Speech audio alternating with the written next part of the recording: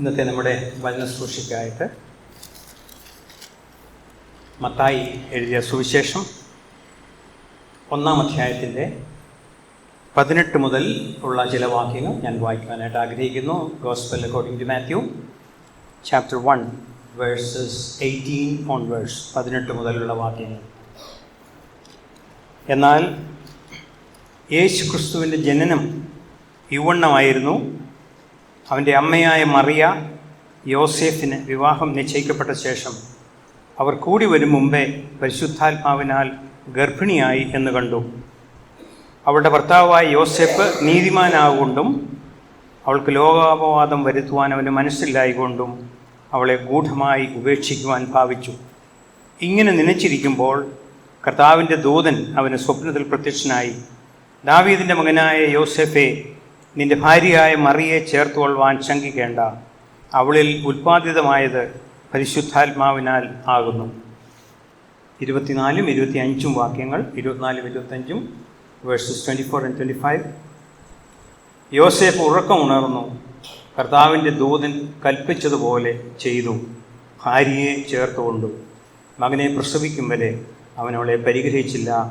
മകന് അവൻ യേശു എന്ന് പേർ വിളിച്ചു. ദൈവം നമുക്ക് ഈ വേദഭാഗം അനുഗ്രഹിച്ച് നൽകുമാറാകട്ടെ. പുതിയ നിയമം ആരംഭിക്കുന്നത് ഒരു വ്യക്തിയെ നീതിമാൻ എന്ന് വിശേഷിപ്പിച്ചുകൊണ്ടാണ്. ആ വ്യക്തിയെക്കുറിച്ചുള്ള ചില വാക്യങ്ങളാണ് നാം വായിച്ചത്. മത്തായി സുവിശേഷത്തിൽ തന്നെ 1-ാം അധ്യായത്തിൻ്റെ 19-ാം വാക്യത്തിലാണ് നാം യോസേഫിനെ കുറിച്ച് നീതിമാൻ എന്ന് ഇവിടെ മത്തായി വിശേഷിപ്പിച്ചിരിക്കുന്നത്.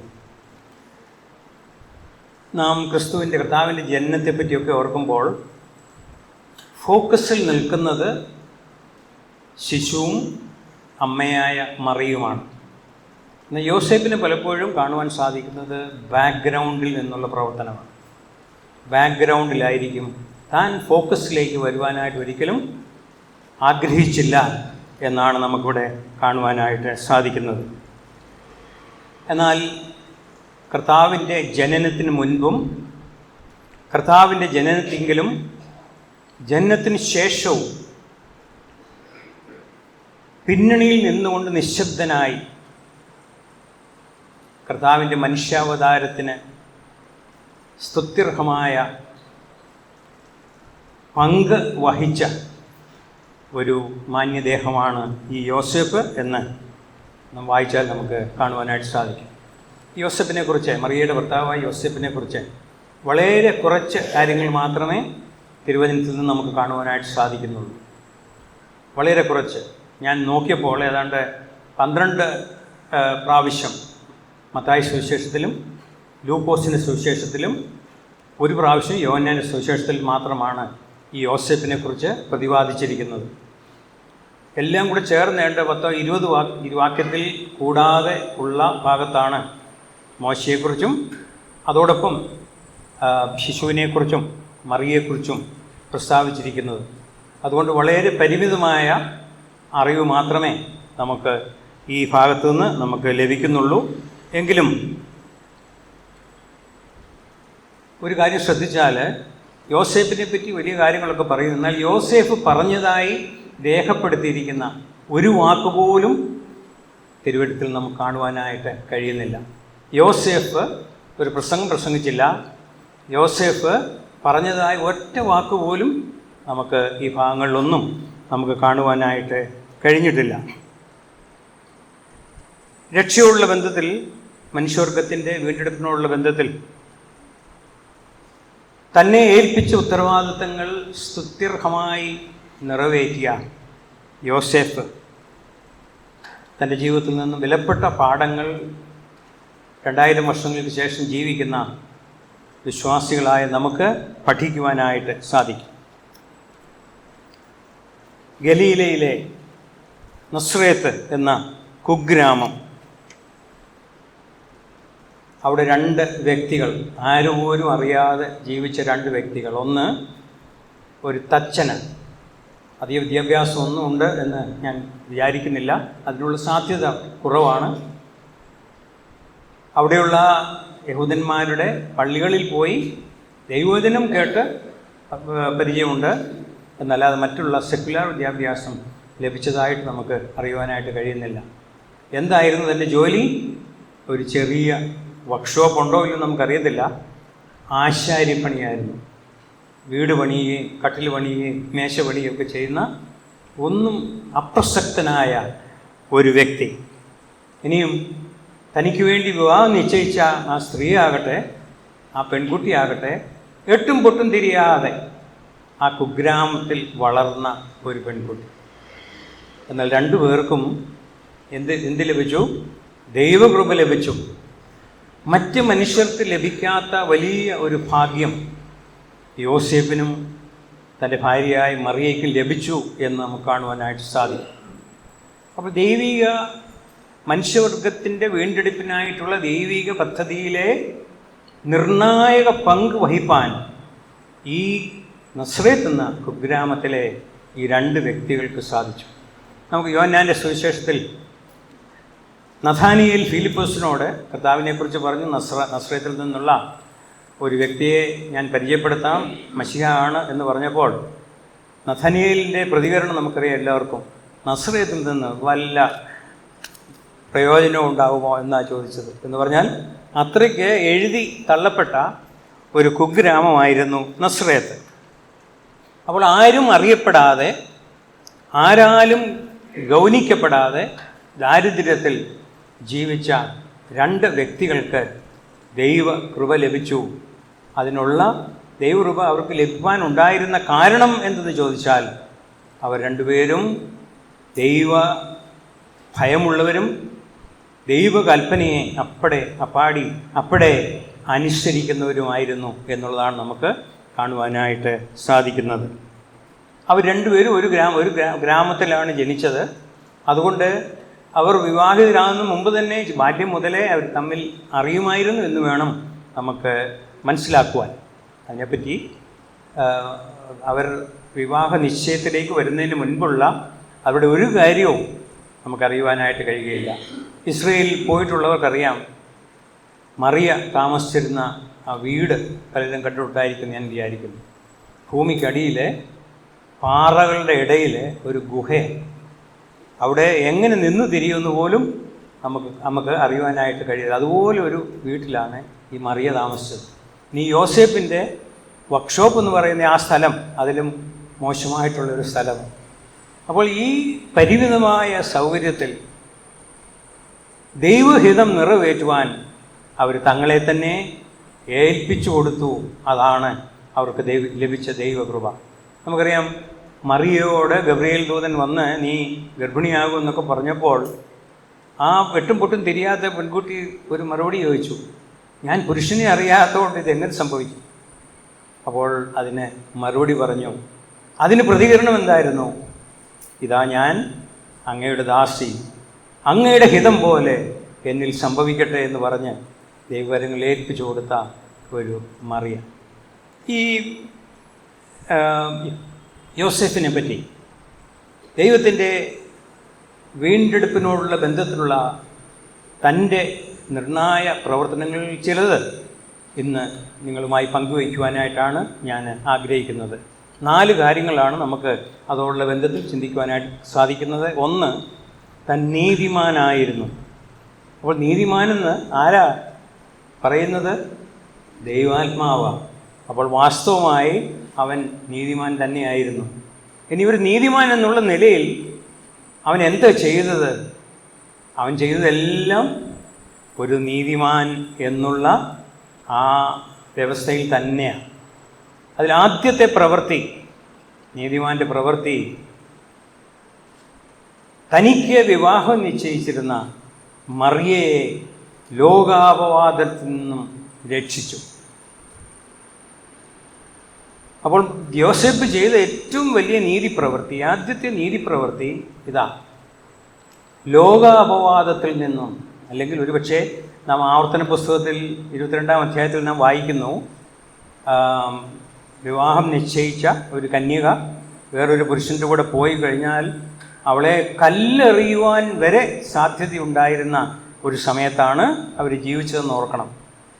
അപ്പോൾ യോസേഫ് ഉണർന്ന് പ്രവർത്തിച്ചില്ലായിരുന്നുവെങ്കിൽ ഒന്ന് ഓർത്ത് നോക്കി, ലോകരക്ഷകനെ ഗർഭം ധരിച്ച് ഇരിക്കുന്ന മറിയ എത്രമാത്രം ലോകാപവാദം സഹിച്ച് ഈ ലോകത്തിൽ ജീവിക്കണമായിരുന്നു. ഒരുപക്ഷെ കല്ലെറിയലിന് തന്നെ വിധേയാകേണ്ട സാധ്യത വളരെയായിരുന്നു എന്ന് വേണം നമുക്ക് കാണുവാനായിട്ട്. അപ്പോൾ താൻ ചെയ്ത ആദ്യത്തെ നീതി പ്രവൃത്തി ലോകഭാവത്തിൽ അത് എങ്ങനെയാണെന്നുള്ളത് നമുക്ക് ചിന്തിക്കാം. രണ്ടാമത്, മറിയയ്ക്ക് ഭർത്താവായി മറിയയുടെ ആവശ്യ സമയത്ത്, പ്രത്യേകിച്ച് താൻ ഗർഭിണിയായിരുന്ന സമയത്ത് ഒന്ന് ഓർത്തു നോക്കി, താൻ ഗർഭിണിയായിരുന്ന സമയത്ത് തൻ്റേതല്ലാത്ത ആ ഗർഭം ആ മറിയയെ എത്രമാത്രം ശ്രദ്ധയോടെ ശുശ്രൂഷിച്ചു എന്ന് വായിച്ചപ്പോൾ എനിക്ക് വളരെ അത്ഭുതം തോന്നി. യോസേഫ് ദൈവത്തിൻ്റെ വാക്കുകളിൽ വിശ്വസിച്ചുകൊണ്ട് താൻ ചെയ്ത ആ പ്രവൃത്തി. മൂന്നാമത്, ബാലനായ യേശുവിനെ ഈ ഭൗമിക പിതാവായി വളർത്തച്ഛനായിട്ട് അവൻ എങ്ങനെ വളർത്തി എന്നുള്ളത് നമുക്കറിയാം. ബാലനായ കർത്താവ് സകല ജീവിക്കുവാൻ ആവശ്യമായിട്ടുള്ളതെല്ലാം ആ യോസേഫും മറിയയും അവരുടെ ഭവനത്തിൽ ഒരുക്കി എന്ന് നമുക്ക് കാണുവാനായിട്ട് സാധിക്കും. ന്യായപ്രമാണത്തിലും ദൈവവചനത്തിലും ഒക്കെ വളരെ മിടുക്കനായിരുന്നു നമ്മുടെ കർത്താവ് നമുക്കറിയാം. 12-ാം വയസ്സിൽ താൻ ആ ദേവാലയത്തിൽ പോയി അവരുടെ ശാസ്ത്രിമാരുമായിട്ടൊക്കെ തർക്കിക്കുന്നതായിട്ട് വരെ നമുക്ക് വായിക്കുവാനായിട്ട് സാധിക്കും. അത് എവിടെ നിന്ന് പഠിച്ചതാണ്? ഈ യോസേഫിൽ നിന്ന്. അപ്പോൾ വളർത്തച്ഛനായിട്ട് നമ്മുടെ കർത്താവിനെ എല്ലാവിധ മാതൃകയോടും കൂടി അവൻ വളർത്തി. അത് വലിയ ഒരു കാര്യമാണ്. അവസാനമായി മനുഷ്യവർഗത്തിൻ്റെ വീണ്ടെടുപ്പ് ദൈവത്തിൻ്റെ കാര്യപരിപാടി സുഗമമാക്കി, യാതൊരു തടസ്സവുമില്ലാതെ സുഗമമാക്കി അതിൽ യോസേഫ് നിർണായക പങ്ക് വഹിച്ചു എന്ന് നമുക്ക് മനസ്സിലാക്കുവാനായിട്ട് സാധിക്കും. 4 കാര്യങ്ങളാണ് ചിന്തിക്കുവാനായിട്ട് ഞാൻ ആഗ്രഹിക്കുന്നത്. 1, നീതിമാൻ. 2, ഭർത്താവ്. 3, വളർത്തച്ഛൻ. 4, ദൈവത്തിൻ്റെ കയ്യിലെ ഇണങ്ങിയ ഒരായുധം. ഓക്കെ, ആദ്യത്തേത് യോസേഫ് നീതിമാനാകൊണ്ട് 18-ാം വാക്യത്തിൽ നാം ഇങ്ങനെ വായിച്ചു, യേശു ക്രിസ്തുവിൻ്റെ ജനനം ഇവണ്ണമായിരുന്നു. അവൻ്റെ അമ്മയായ മറിയ യോസേഫിന് വിവാഹം നിശ്ചയിക്കപ്പെട്ട ശേഷം അവർ കൂടി വരും മുമ്പേ പരിശുദ്ധാത്മാവിനാൽ ഗർഭിണിയായി എന്ന് കണ്ടു. 19, അവളുടെ ഭർത്താവായ യോസഫ് നീതിമാനാകൊണ്ട് അവൾക്ക് ലോകാപവാദം വരുത്തുവാൻ അവന് മനസ്സില്ലായതുകൊണ്ട് അവളെ ഗൂഢമായി ഉപേക്ഷിപ്പാൻ ഭാവിച്ചു. അപ്പോൾ യോസേഫിൻ്റെ ചരിത്രം ആരംഭിക്കുന്നത് 18-ാം വാക്യത്തിൽ ആരംഭിക്കുന്നത് വളരെ ഒരു പ്രതിസന്ധി ഘട്ടം അതിൻ്റെ ആരംഭത്തോടു കൂടിയാണ്. എന്താണ് പ്രതിസന്ധി ഘട്ടം? താൻ ഒരു പക്ഷേ ചെറുപ്പം മുതൽ കണ്ടുകൊണ്ടിരുന്ന തൻ്റെ മുൻപിൽ വളർന്ന ഈ പെൺകുട്ടി, അവൾ തനിക്ക് വേണ്ടി വിവാഹ നിശ്ചയം ചെയ്തു കഴിഞ്ഞ ശേഷം താൻ ഗർഭിണിയായി എന്ന് തനിക്ക് മനസ്സിലായി. എന്ന് ഓർത്ത് നോക്കിയേ, തൻ്റെ ചങ്ക് പൊട്ടിപ്പോയി കാണും. കാരണം യോസേഫ് മറിയയെ തൻ്റെ പ്രാണൻ തുല്യം സ്നേഹിച്ചിരുന്നു എന്ന് വേണം യോസേഫിൻ്റെ പ്രവർത്തനങ്ങളിൽ നിന്നൊക്കെ നമുക്ക് മനസ്സിലാക്കുവാനായിട്ട് സാധിക്കുന്നത്.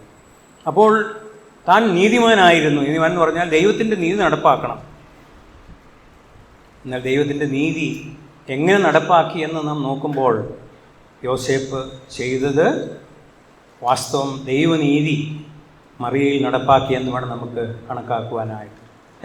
എന്താണ് ദൈവനീതി എന്ന് പറയുന്നത്? പലപ്പോഴും നാം ദൈവനീതി ശിക്ഷയോടുള്ള ബന്ധത്തിൽ മാത്രമാണ് നാം ദൈവനീതിയെക്കുറിച്ച് ചിന്തിക്കാറുള്ളത്.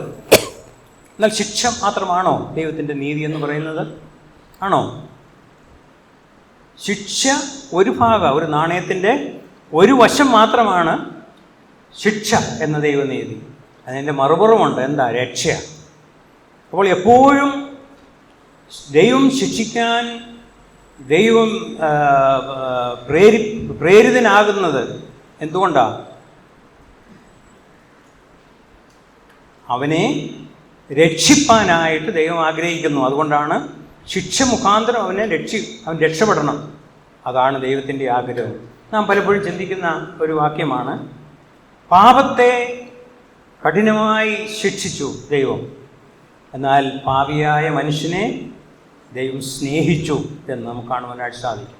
ക്രൂശിലേക്ക് നാം നോക്കുമ്പോൾ നമുക്ക് കാണുവാൻ കഴിയുന്നത് ഈ ദൈവനീതിയാണ്. എന്താ അത്? പാപത്തെ ക്രൂരമായി കഠിനമായി ദൈവം ശിക്ഷിച്ചു, എന്നാൽ പാപിയായ മനുഷ്യനെ ദൈവം സ്നേഹിച്ചു. അപ്പോൾ ദൈവനീതി എന്ന് പറയുന്നത് ഈ രണ്ടും കൂടെ ചേർന്നതാണ്. ഒരു വശത്ത് ശിക്ഷയും ഒരു വശത്ത് രക്ഷയും അല്ലെങ്കിൽ സ്നേഹവും. അതാണ് ഈ യോസേഫ് എന്താ ചെയ്തത്? മറിയെ സ്നേഹിച്ചുവെങ്കിലും ദൈവകൽപ്പനയെ ലംഘിക്കുവാനായിട്ട് തനിക്കൊരിക്കലും കഴിയുമായിരുന്നില്ല. കാരണം എന്താ? താൻ നീതിമാനായിരുന്നു. ദൈവാത്മാവ് തന്നെ സാക്ഷ്യപ്പെടുന്ന ഒരു കാര്യമാണ്, താൻ നീതിമാനായിരുന്നു. അപ്പോൾ ദൈവകൽപ്പനയെ ലംഘിക്കുവാൻ തനിക്ക് മനസ്സിലായില്ല. മാത്രമല്ല, താൻ മറിയെ സ്നേഹിച്ചിരുന്നതുകൊണ്ട് അവളെ ലോകാവാദത്തിനും കല്ലെറിയലിന് പോലും അവളെ വിധേയമാക്കുവാനും തനിക്ക് ഇഷ്ടമില്ല. താൻ എന്താ ചെയ്യുന്നത്? ഒരുപക്ഷെ 1-2 ദിവസക്കാലം വളരെ താൻ ആലോചിച്ച്, ഭക്ഷണമൊന്നും കഴിക്കാതെ ഞാൻ വിചാരിക്കുന്നു ഉറക്കമില്ലാതെ ഈ കാര്യം ചിന്തിച്ചു കാണും. എനിക്ക് വളരെ പ്രയാസമുണ്ട്. തന്നെ ചതിച്ചു എന്നുള്ളൊരു തോന്നൽ ഒരു വശത്തുകൂടി. അതുകൊണ്ട് എന്നെ ചതിച്ച ആളെ എനിക്ക് അവളോട് പകരം ചെയ്യണം എന്നുള്ള തോന്നൽ ഒരുപക്ഷെ ഒരു ചെറുപ്പക്കാരൻ എന്നുള്ള നിലയിൽ യോസേഫിന് ഉണ്ടായി കാണും എന്ന് ഞാൻ വിചാരിക്കുക. എന്നാൽ പക്ഷേ യോസേഫ് നീതിമാനായിരുന്നു. ദൈവനീതി നടപ്പാക്കണം എന്ന് താൻ ആഗ്രഹിച്ചു. അപ്പോൾ എന്തു ചെയ്തു? താന് അവളെ ഉപേക്ഷിക്കുവാനായിട്ട്, ശിക്ഷ കൊടുക്കുവാനായിട്ട് താൻ തീരുമാനിച്ചു. എന്നാൽ മറ്റൊരു കാര്യം കൂടി ചെയ്തു. ആ ഉപേക്ഷിക്കുന്നത് എങ്ങനെയാണ്? ഗൂഢമായി, ആരും അറിയാതെ ഗൂഢമായി. എന്തുകൊണ്ടാണ്? അവൾക്ക് ലോകാപവാദം വരുവാൻ അവന് മനസ്സില്ലാതിരുന്നു. അതാണ്. അപ്പോൾ ലോകാപവാദം വരുവാൻ മനസ്സില്ലാതെ ഗൂഢമായി, രഹസ്യമായി മറിയെ ഉപേക്ഷിച്ചുകൊണ്ട് ദൈവനീതി നടപ്പിലാക്കുവാനായിട്ട് യോസേഫ് ഇങ്ങനെ ചിന്തിച്ചുകൊണ്ടിരിക്കുന്നു. അങ്ങനെ ഒരു തീരുമാനമെടുത്തിരിക്കുന്ന സമയത്ത് രണ്ടാമത്തെ ടോപ്പിക്കിലേക്ക് നാം വരിക. അപ്പോൾ ദൈവനീതി എങ്ങനെയാണ് താൻ നടപ്പിലാക്കിയത്? ശിക്ഷ, പാപത്തിന്, അനുസരണക്കേടിന്, അവിശ്വസ്തതയ്ക്ക് ശിക്ഷ നൽകി താൻ തീരുമാനിച്ചു മറിയെ വിവാഹമോചനം ചെയ്യണം, ഉപേക്ഷിക്കണം എന്ന് വിചാരിച്ചു. ശിക്ഷിച്ചു. 2, മറിയെ സ്നേഹിച്ചു. മറിയയ്ക്കൊരു കുഴപ്പമുണ്ടാകാതെ താൻ നോക്കി. അപ്പോൾ ദൈവനീതി ഈ 2 പ്രവൃത്തിയിൽ കൂടി നടപ്പിലാക്കി താൻ തെളിയിച്ചു താൻ നീതിമാനാണ്. അപ്പോൾ പുതിയ നിയമത്തിലെ ആദ്യത്തെ നീതിമാൻ എന്ന് വിശേഷിക്കപ്പെടുന്ന ആ സ്ഥാനത്തിന് യോസേഫ് അർഹനായതായിട്ട് നമുക്ക് കാണുവാനായിട്ട് സാധിക്കും. അപ്പോൾ ഇതാണ് മനുഷ്യൻ്റെ വീണ്ടെടുപ്പിനോടുള്ള ബന്ധത്തിൽ, മനുഷ്യപുത്രൻ്റെ മനുഷ്യാവതാരത്തോടുള്ള ബന്ധത്തിൽ യോസേഫിൻ്റെ ഏറ്റവും പ്രധാനപ്പെട്ട പങ്കിത മനുഷ്യപുത്രനെ ഉരുവാക്കുന്ന വേളയിൽ ഈ മറിയ തൻ്റെ ഭാര്യയായ മറിയെ ലോകാപവാദത്തിൽ നിന്നും സംരക്ഷിച്ചു. അവളെ സംരക്ഷിച്ചു. അതാണ് ഏറ്റവും പ്രധാനപ്പെട്ട കാര്യം. അപ്പോൾ ഇന്ന് പലപ്പോഴും ശിക്ഷ മാത്രമാണ് ദൈവനീതി എന്ന് വിചാരിക്കുന്ന അനേകരുണ്ട്. ശിക്ഷിക്കുക. എന്നാൽ പ്രിയ ദൈവമക്കളെ, അതല്ല. ശിക്ഷിക്കുന്നത് എന്തിനാണ്? രക്ഷിക്കാനായിട്ടാണ് എന്ന് നമുക്ക് കാണുവാനായിട്ട് സാധിക്കും. വേദപുസ്തകത്തിൽ ഉടനീളം നോക്കിയാൽ ദൈവം അനുസരണക്കേട് കാണിച്ച് പാപം കാണിച്ച ആൾക്കാരെ ദൈവം ശിക്ഷിക്കുന്നത് ദൈവം അവർക്കൊരു വഴിയും കൂടി ഇട്ടുകൊടുത്തിട്ടാണ്.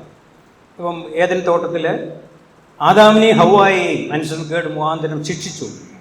പക്ഷേ 3-ാം അധ്യായം 15-ാം വാക്യത്തിൽ നാം വായിക്കുന്നു, അവർക്കൊരു വീണ്ടെടുപ്പിനുള്ള ഒരു വഴി അവിടെ തുറന്നു കൊടുത്തു. സ്ത്രീയുടെ സന്തതിയായി ഒരുവൻ വരും, അവൻ നിങ്ങളെ വീണ്ടെടുക്കുമെന്നുള്ള വീണ്ടെടുപ്പിൻ്റെ ഒരു സന്ദേശം കൊടുത്തുകൊണ്ടാണ് ശിക്ഷിച്ചത് എന്ന് നമുക്ക് കാണുവാനായിട്ട് സാധിക്കും.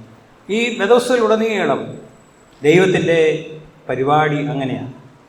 ദൈവത്തിനോട് അനുസരണക്കേട് കാണിക്കുന്നവർ, പാപം ചെയ്യുന്നവരെ ദൈവം ശിക്ഷിക്കും. എന്നാൽ എപ്പോഴും ഒരു മടങ്ങി വരവിന് ഉള്ള ഒരു മാർഗമുണ്ടാക്കിയിട്ടാണ് അത് ചെയ്യുന്നത്. നമുക്ക് കയ്യിനോടുള്ള ബന്ധത്തിൽ, കയ്യിന് കോപിച്ച് ദൈവം ചോദിച്ചു, നിൻ്റെ സഹോദരൻ എവിടെയെന്ന് ചോദിച്ചു. അപ്പോൾ ഞാൻ ഇന്ന് അവൻ്റെ കീപ്പറാണോ എന്ന് മറുപടി പറഞ്ഞു.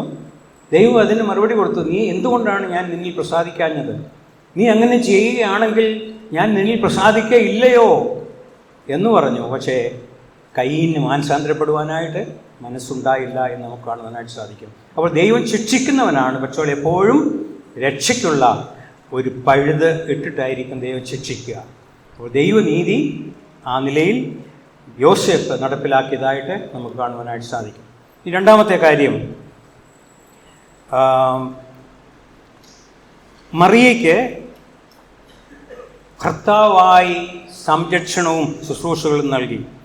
1-ാം അധ്യായത്തിൻ്റെ 20-24 വരെയുള്ള വാക്യങ്ങളിൽ നാം വായിക്കുന്നു, ദൂതൻ അവനോട് ഇങ്ങനെ നനച്ചിരിക്കുമ്പോൾ കർത്താവിൻ്റെ ദൂതൻ അവന് സ്വപ്നത്തിൽ പ്രത്യക്ഷനായി, ദാവീദിന്റെ മകനായ യോസേഫേ, നിന്റെ ഭാര്യയായ മറിയയെ ചേർത്തുകൊള്ളുവാൻ ശങ്കിക്കേണ്ട, അവളിൽ ഉൽപ്പാദിതമായിരിക്കുന്നത് പരിശുദ്ധാത്മാവിനാൽ ആകുന്നു എന്ന് പറഞ്ഞു.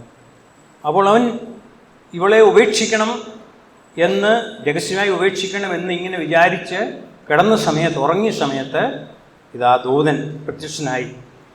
അവളെ ഉപേക്ഷിക്കുന്നതിന് മുൻപ് തന്നെ ദൂതൻ അവന് പ്രത്യക്ഷനായി പറഞ്ഞു, അവൾ നിരപരാധിയാണ്, നിഷ്കളങ്കയാണ്.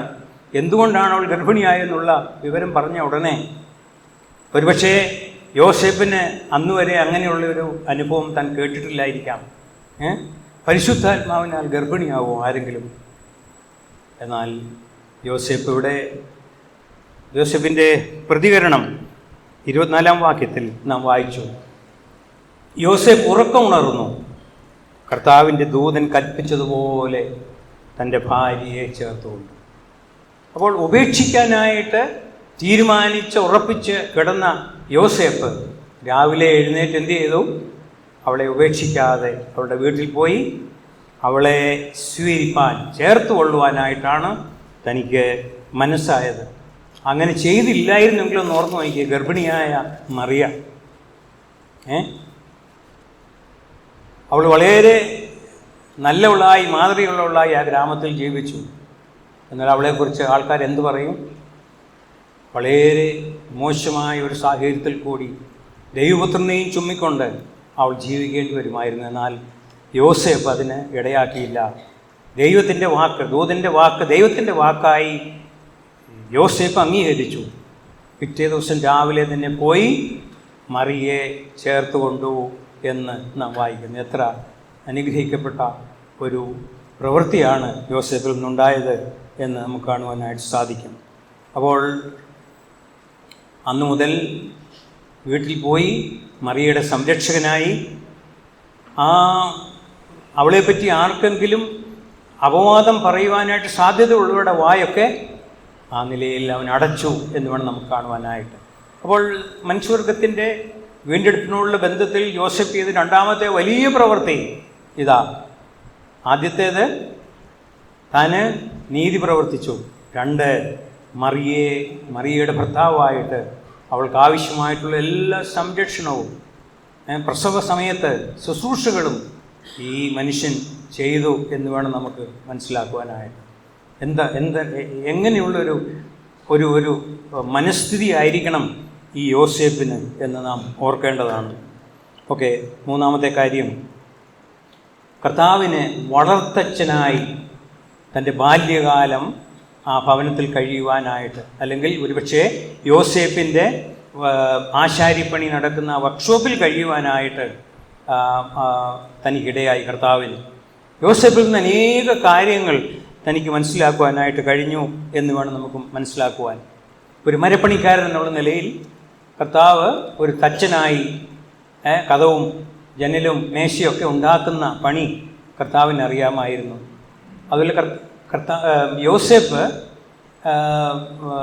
തനിക്ക് വലിയ പ്രായമാകുന്നതിന് മുൻപ് മരിച്ചുപോയി എന്നാണ് ചില വേദപണ്ഡിതന്മാരുടെ എഴുത്തിൽ നിന്ന് എനിക്ക് മനസ്സിലാക്കുവാനായിട്ട് സാധിക്കുന്നത്. കാരണം കർത്താവിനെ പ്രായമായി തൻ്റെ പരസ്യ ശുശ്രൂഷ ആരംഭിച്ച സമയത്തൊന്നും യോസേഫിനെ പറ്റി നാം പിന്നെ ഒന്നും കേൾക്കുന്നില്ല. അവസാനമായി യോസേഫിനെ കുറിച്ച് നാം കേൾക്കുന്നത് യോസേഫിന് 12 വയസ്സായപ്പോഴാണ്.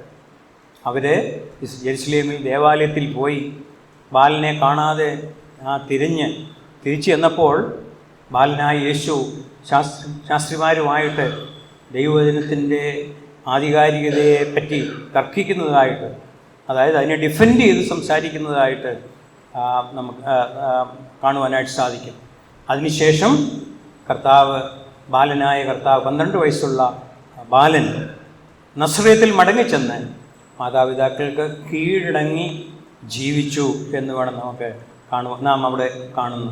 കീഴടങ്ങി ജീവിച്ചു. നോക്കിക്കോണം, ലോകത്തെ വാക്കാൽ സൃഷ്ടിച്ച് തൻ്റെ വചനത്താൽ ഈ പ്രപഞ്ചത്തെ വഹിക്കുന്നവനായ സാക്ഷാൽ ദൈവം ഒരു മനുഷ്യനായി അവതരിച്ച് ഈ ഒന്നുമില്ലാത്ത ഈ ഇറലവൻ്റായിട്ടുള്ള 2 വ്യക്തികൾക്ക് കീഴടങ്ങി ആശ്രയത്തിൽ കഴിഞ്ഞു എന്നുള്ളത് നമ്മുടെ കർത്താവിൻ്റെ താഴ്മ, ആ താഴ്മയെപ്പറ്റി താഴ്മയാണ് എന്നുള്ളത് നമുക്ക് ചിന്തിക്കുമ്പോൾ കർത്താവ് എത്രമാത്രം നാം ഇന്ന് നാം ധ്യാന സമയത്ത് നാം ഓർത്തു. അവൻ ദൈവരൂപത്തിലിരിക്കെ ദൈവത്തോടുള്ള സമത്വം മുറുകെ പിടിച്ചോളണമെന്ന് വിചാരിക്കാതെ ദാസരൂപം എടുത്ത് വേഷത്തിൽ മനുഷ്യനായി വിളങ്ങി ക്രൂശിലെ മരണത്തോട് മനുഷ്യനുള്ളവനായി തീർന്നു. അപ്പോൾ നമ്മുടെ കർത്താവിൻ്റെ അവസ്ഥ നോക്കിയേ, അവൻ അത്ര വലിയ ദൈവം ചെറിയൊരു മനുഷ്യനായി ഈ 2 അപ്രസക്ത വ്യക്തികൾക്ക് കീഴടങ്ങി നസ്രയത്തിൽ കഴിഞ്ഞു എന്ന് പറയുമ്പോൾ എത്ര അത്ഭുതമാണ് ദൈവം നമ്മെ ഓരോരുത്തരെയും ഓർത്തപ്പോൾ നമ്മോട് ചെയ്തത് എന്നോർത്ത് നമുക്ക് ദൈവത്തിന് നന്ദി പറയാതെ എങ്ങനെ പ്രിയ സഹോദരന്മാരെ ഇരിക്കുവാനായിട്ട് സാധിക്കും. അവൻ കീഴടങ്ങിയിരുന്നു. മാത്രമല്ല, ഈ വിദ്യാഭ്യാസമൊന്നുമില്ലാത്ത യോസേഫിൽ നിന്നും മറിയയിൽ നിന്നും ജീവിതത്തിൻ്റെ എങ്ങനെ ജീവിക്കണമെന്നുള്ള ബാലപാഠങ്ങൾ താൻ അഭ്യസിച്ചു. ആത്മീയ ദൈവത്തെപ്പറ്റിയുള്ള അനേക കാര്യങ്ങൾ താൻ മനുഷ്യനെന്നുള്ള നിലയിൽ തനിക്ക് മനുഷ്യരെ പോലെ തന്നെ മനസ്സിലാക്കുകയും പഠിക്കുകയും ഒക്കെ ചെയ്യേണ്ടത് ആവശ്യമായിരുന്നു. അതെല്ലാം ഈ ബാലൻ എന്നുള്ള നിലയിൽ ഈ യോസേഫിൽ നിന്ന് പഠിച്ചു എന്ന് നമുക്ക് മനസ്സിലാക്കുവാനായിട്ട് സാധിക്കും. അപ്പോൾ സ്വന്തമായി ജീവിക്കത്തക്ക നിലയിൽ, അതുപോലെ ആത്മീകമായി ശക്തിപ്പെട്ട ഒരു നിലയിൽ കർത്താവായി തീർന്നതിൻ്റെ ശുശ്രൂഷ കാലത്ത് പ്രിപ്പറേഷൻ ടൈം 30 വർഷക്കാലം താനായി തീർന്നത് ഈ യോസെഫിൻ്റെയും മറിയയുടെയും മകനായി ജീവിച്ചതുകൊണ്ടാണ്. അപ്പോൾ കർത്താവിനെ ആ നിലയിൽ പാകപ്പെടുത്തിയെടുക്കുവാനായിട്ട് അവൻ്റെ ബാല്യകാലത്തിൽ മാതാപിതാക്കൾ ശ്രദ്ധിച്ചു. ആ മാതാപിതാക്കളെ എത്രമാത്രം അഭിനന്ദിച്ചാലും അവർക്കായി സ്തോത്രം ചെയ്താലും നമുക്ക് മതിയാകയില്ല. അപ്പോൾ വളർത്തച്ഛനായി ഈ യോസേപ്പ് പ്രവർത്തിച്ചു. ആ ബാലനെ നല്ല മാതൃകയിൽ വളർത്തി. അത് വലിയ മനുഷ്യൻ്റെ വീണ്ടെടുപ്പിനോടുള്ള ബന്ധത്തിൽ ഏറ്റവും വലിയ 3ാമത്തെ കാര്യമായിട്ട് അതിരിക്കുന്നു. ഇനി 4ാമതായിട്ട് വീണ്ടെടുപ്പിൻ്റെ ദൈവിക കാര്യപരിപാടികളൊക്കെ സുഗമമാക്കുവാൻ താൻ ചെയ്ത പ്രവൃത്തികൾ. ഞാനത് വായിച്ചപ്പോൾ എനിക്ക് വളരെ അത്ഭുതം തോന്നി. കാരണം താനൊരു കാർപ്പൻ്ററാണ്, നിസ്സാരനാണ്. പക്ഷെ താൻ ആരാണെന്നറിയാമോ? ദാവീദിൻ്റെ കുലത്തിൽ ജനിച്ച വ്യക്തിയായിരുന്നു. ഈ ദാവീദ് ഗൃഹത്തിൽ രാജകുടുംബത്തിൽ ജനിച്ച ഈ വ്യക്തി എങ്ങനെ ഈ ഒന്നുമില്ലാത്തവനായി ഈ നസ്രേത്ത് ഗ്രാമത്തിൽ വന്നു എന്നുള്ളത് വലിയ അത്ഭുതമാണ്. അപ്പോൾ ദാവീദിൻ്റെ കുലത്തിൽ ദാവീദിൻ്റെ ഗൃഹത്തിൽ ജനിച്ച ഈ യോസേപ്പിനെ ദൈവം തിരഞ്ഞെടുത്തത് വലിയ ഉദ്ദേശത്തോടു കൂടിയാണ്. എന്തൊക്കെയാണ്?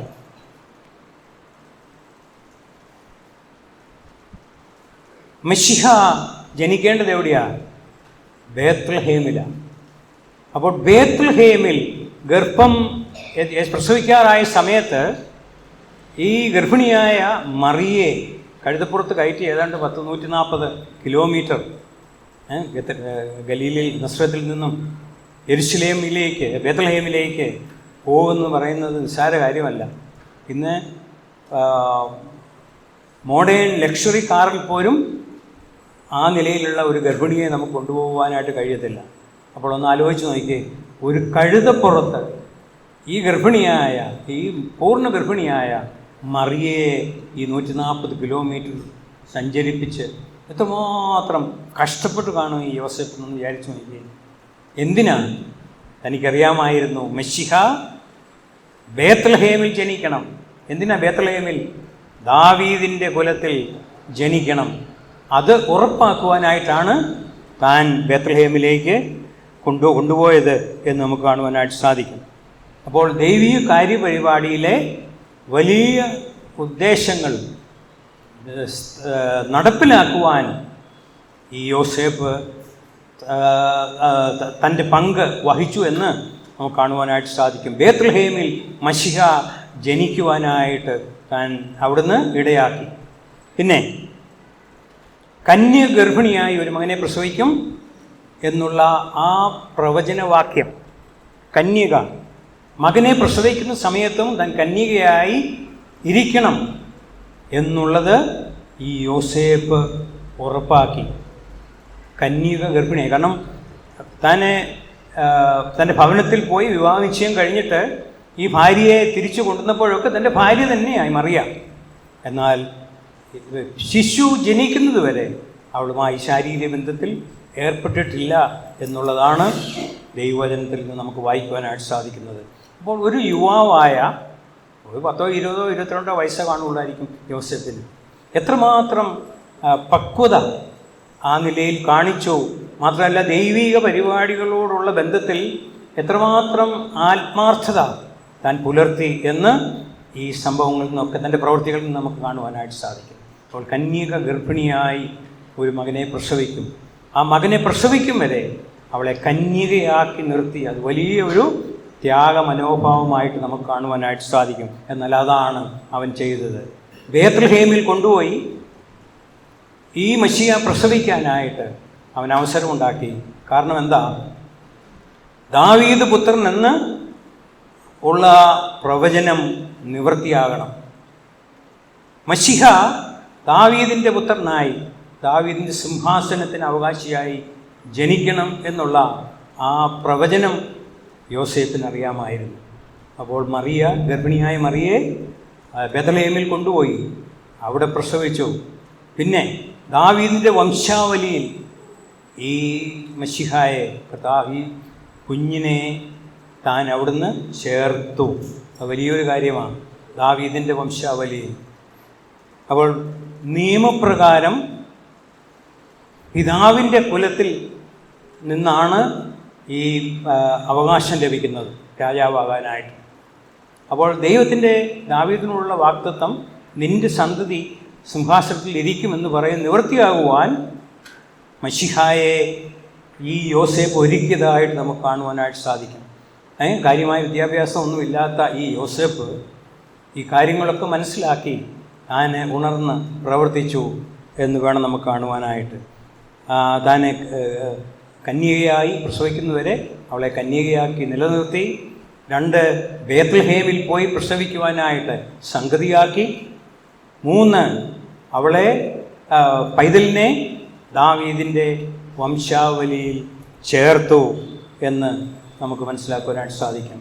പിന്നെ നസ്രത്തിൽ, ഈജിപ്തിൽ നിന്നും എൻ്റെ മകനെ ഞാൻ വിളിച്ചു എന്നുള്ള ആ ഒരു പ്രവാചകവാക്യം നിറവേറുവാനായിട്ട് ഈജിപ്തിൽ പോയതായിട്ട് നാം വായിക്കുന്നു. ഈജിപ്തിൽ നിന്നും കൊണ്ടുവന്നു. എന്നിട്ട് എവിടെയാണ് അവർ താമസമാക്കിയത്? നസ്രയത്തിൽ. എന്തിനാ? ഒരു പ്രവചനവാക്യമുണ്ട്, നസ്രായൻ എന്ന് മശിഹ വിളിക്കപ്പെടും. അതിനുവേണ്ടി. അപ്പോൾ ഈ പ്രവചനവാക്യങ്ങളൊക്കെ നിവൃത്തിയാകുവാൻ മനുഷ്യവർഗത്തിൻ്റെ രക്ഷയ്ക്കായി മനുഷ്യപുത്രനായി മശിഹായി അവതരിക്കുന്ന കർത്താവിൻ്റെ ആ കാര്യപരിപാടി സുഗമമാക്കുവാൻ ഈ യോസേപ്പ് എന്തെല്ലാം കാര്യങ്ങളാണ് ചെയ്തതെന്ന് ഓർത്ത് നോക്കി. ഈ നിസ്സാര മനുഷ്യൻ. നാം പലപ്പോഴും യോസേപ്പിനെ പറ്റിയൊന്നും ആരും സംസാരിക്കാറില്ല. എന്നാൽ ഞാൻ വിചാരിക്കുന്നു, ഈ ആദ്യം തിരുവെഴുത്ത് തുടങ്ങിയപ്പോൾ, പുതിയ നിയമം ആരംഭിച്ചപ്പോൾ ദൈവാത്മാവ് രേഖപ്പെടുത്തി നീതിമാനായ മനുഷ്യൻ യോസേപ്പ്. അതാണ് എൻ്റെ ചിന്തയ്ക്ക് ഭവിച്ചത്. എന്തുകൊണ്ടാണ് ആദ്യമായിട്ട് നീതിമാനായ യോസേപ്പിനെ അവിടെ പരിചയപ്പെടുത്തുന്നത്? കർത്താവിൻ്റെ മനുഷ്യാവതാരത്തോടുള്ള ബന്ധത്തിൽ താൻ വഹിച്ച ആ നിസ്തുല്യ സേവനങ്ങൾ എത്ര വലുതാണ് എന്നുള്ളത് ദൈവാത്മാവ് കണ്ടാണ് അവനെ നീതിമാനെന്ന്, ആദ്യത്തെ നീതിമാനെന്ന് അവിടെ രേഖപ്പെടുത്തിയത്. പ്രിയ ദൈവമക്കളെ, വളരെ നിസ്സാരനായിട്ട് ഒരു കുഗ്രാമത്തിൽ ജനിച്ച യോസേഫ്, മറിയ എന്ന എട്ടും പൊട്ടും തിരിയാത്ത ഒരു പെൺകുട്ടി, അവർക്ക് ദൈവകൃപ ലഭിച്ചു. മശിഹായിക്ക് മാതാപിതാക്കന്മാരാകുവാൻ, മശിഹായെ ഈ ലോകത്തിലേക്ക് അവതരിപ്പിക്കുവാൻ ദൈവം അവരെ തിരഞ്ഞെടുത്തു. യോസേപ്പിന് ഈ കാര്യങ്ങളൊക്കെ ദൂതൻ പറഞ്ഞപ്പോൾ പൂർണ്ണമായി ദൈവവചനത്തെ അനുസരിച്ചു, മറ്റൊന്നും തന്നെ നോക്കിയില്ല. ഇനി ഈ കാര്യങ്ങളൊക്കെ നിർവഹിക്കാനായിട്ട് വളരെ ഈസിയായിട്ട് നടന്നു എന്ന് വേണം എന്ന് നാം വിചാരിക്കരുത്. കാരണം യോസേപ്പ് ഒരു പാവപ്പെട്ട ഒരു കൂലിപ്പണിക്കാരനാണ്. അവന് ഉപജീവന മാർഗം എന്ന് പറയുന്നത് കൂലിപ്പണിയാണ്, ആശാരിപ്പണി. ഈ ആശാരിപ്പണി ചെയ്തില്ല എങ്കിൽ അവൻ്റെ വീട് കഴിയത്തില്ല. പക്ഷെ അവൻ അതൊക്കെ വേണ്ട എന്ന് വെച്ചു. അതൊക്കെ വേണ്ട എന്ന് വെച്ചിട്ട് ദൈവത്തിൽ ആശ്രയിച്ച് ദൈവത്തിൻ്റെ വാക്ക് കേട്ട് അനുസരിച്ചു. അവന് മശിഹായുടെ മനുഷ്യാവതാരത്തോടുള്ള ബന്ധത്തിൽ വലിയ സ്തുത്യർഹമായ സേവനം ചെയ്തു എന്ന് നമുക്ക് കാണുവാനായിട്ട് സാധിക്കും. പ്രിയ ദൈവമക്കളെ, എന്തുകൊണ്ടാണ് ദൈവം യോസേപ്പിനെയും മറിയയും തിരഞ്ഞെടുത്തത്? അവരിൽ കണ്ട ഏറ്റവും വലിയ ശ്രേഷ്ഠത ഇതാ. കാരണം അവരിങ്ങനെ ചെയ്യുമെന്ന് ദൈവത്തിന് അറിയാമായിരുന്നു. ഞാൻ വിചാരിക്കുക, യോസേപ്പിനെ എന്നൊരു മനുഷ്യനെ കണ്ടുപിടിച്ചില്ലായിരുന്നുവെങ്കിൽ, ഇനി യോസേപ്പ് ഈ നിലയിൽ പ്രവർത്തിച്ചില്ലായിരുന്നുവെങ്കിൽ നമ്മുടെ കർത്താവിൻ്റെ മനുഷ്യാവതാരം എപ്രകാരമാകുമായിരുന്നു? ദൈവം വഴിയൊരുക്കും, അതിന് യാതൊരു സംശയവുമില്ല. എന്നാൽ ഈ സമയത്ത് കാലത്തികവിങ്കൽ മശിഹ ലോകത്തിൽ വരും എന്നുള്ള ആ പ്രവചനം അത് ഒരുപക്ഷേ സാധ്യമാകുകയില്ലായിരുന്നു. എന്നാൽ അതാണ് യോസേപ്പും മറിയയും ദൈവകരങ്ങളിൽ തങ്ങളെ തന്നെ സമർപ്പിച്ചുകൊണ്ട് ആ കാര്യം ഏറ്റെടുത്തതെന്ന് നമുക്ക് ഓർത്ത് ദൈവത്തിന് സ്തോത്രം ചെയ്യാം. 4 കാര്യങ്ങളാണ് യോസേപ്പിനോടുള്ള ബന്ധത്തിൽ നാം ചിന്തിച്ചത്. മാനവരാശിയുടെ രക്ഷയ്ക്കായിട്ട്, മനുഷ്യവർഗത്തിൻ്റെ വീണ്ടെടുപ്പിനുള്ള ബന്ധത്തിൽ യോസേപ്പ് ചെയ്ത 4 കാര്യങ്ങൾ. 1, നീതിമാനായി നീതി പ്രവർത്തിച്ചു. തൻ്റെ ഭാര്യയായ മറിയെ, മശിഹായെ ഗർഭിണിയായി ആ ഗർഭസ്ഥ അവസ്ഥയിൽ ലോകാപവാദത്തിൽ നിന്ന് താൻ സംരക്ഷിച്ചു. ദൈവനീതി നടപ്പാക്കി. അനുസരണക്കേടിന് താൻ അറിയാതെ അവൾ പാപം ചെയ്തു എന്നുള്ള വിചാരമായിരുന്നു എനിക്ക് ആദ്യം. അപ്പോൾ അതിനുള്ള ശിക്ഷ താനത് തൻ്റെ ചിന്തയിൽ ആ ശിക്ഷ വിധിച്ചു കഴിഞ്ഞു. എന്നാൽ തൻ്റെ ചിന്തയിൽ തന്നെ അവളോട് ക്ഷമിപ്പാനും അവളെ സ്നേഹിപ്പാനും താൻ തീരുമാനിച്ചു. ദൈവനീതി നടപ്പിലാക്കി നീതിമാനായി. 2, മറിയയുടെ ദുർബല നിമിഷങ്ങളിൽ ഗർഭിണിയായിരുന്ന സമയത്ത് താൻ തന്നെ ശുശ്രൂഷിച്ചു. സാധാരണ ആണുങ്ങളൊന്നും ചെയ്യാത്തൊരു കാര്യമാണ് മറ്റൊരുത്തൻ്റെ ഗർഭത്തെ ഈ നിലയിൽ ശുശ്രൂഷിക്കുക എന്നുള്ളത്. എന്നാൽ മറ്റൊന്നും നോക്കാതെ ദൈവ വാക്ക് വിശ്വസിച്ച് മറിയയുടെ ഭർത്താവായി ഒരു ഭാര്യയ്ക്ക് വേണ്ട എല്ലാ ശുശ്രൂഷകളും യോസേപ്പ് നിർവഹിച്ചു. 3, ബാലനായ യേശുവിനെ മാതൃകയുള്ളവനായി ലോകത്തിൻ്റെ രക്ഷകനായി അവതരിക്കത്തക്ക നിലയിൽ അവനെ അഭ്യസിപ്പിച്ചു. അവന് മാതൃകയായി യോസേപ്പും മറിയയും ജീവിച്ചു എന്ന് വേണം നമുക്ക് മനസ്സിലാക്കുവാൻ. മാത്രമല്ല, അവസാനമായിട്ട് ദൈവത്തിൻ്റെ രക്ഷണ്യ പ്രവൃത്തിയുടെ കാര്യപരിപാടിയിൽ ഏറ്റവും സ്തുത്യർഹമായ പങ്ക് വഹിച്ച ഒരു വ്യക്തിയായിരുന്നു യോസേപ്പ്.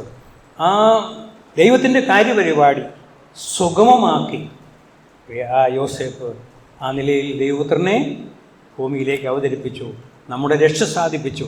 നമുക്ക് ദൈവത്തിന് യോസേപ്പിനായിട്ട് നമുക്ക് ദൈവത്തിന് സ്തോത്രം ചെയ്യാം. യോസേപ്പ് ചെയ്ത ആ നിശബ്ദ സേവനം ഇന്നും നമ്മുടെ ഹൃദയത്തിൽ എപ്പോഴും ഉണ്ടായിരിക്കട്ടെ. ദൈവം ഇനിയും പല ശുശ്രൂഷകൾ ചെയ്യുവാനായിട്ട് ആഗ്രഹിക്കുന്നു. ഒരുപക്ഷെ ആരെയാണ് ദൈവം തിരഞ്ഞെടുക്കുന്നതെന്ന് അറിയത്തില്ല. ദൈവത്തിന് അനേക കാര്യങ്ങൾ ഇനിയും നടപ്പിലാക്കുവാനായിട്ടുണ്ട്. നമുക്ക് ദൈവത്തിന് നന്ദി പറയാം. ഈ അവസരം യോസേപ്പ് മുഖാന്തരം നമുക്ക് ലഭ്യമായല്ലോ എന്നോർത്ത് നമുക്ക് ദൈവത്തിന് സ്തോത്രം ചെയ്യുവാൻ. കാര്യങ്ങളാൽ ദൈവം നമ്മെ അനുഗ്രഹിക്കട്ടെ.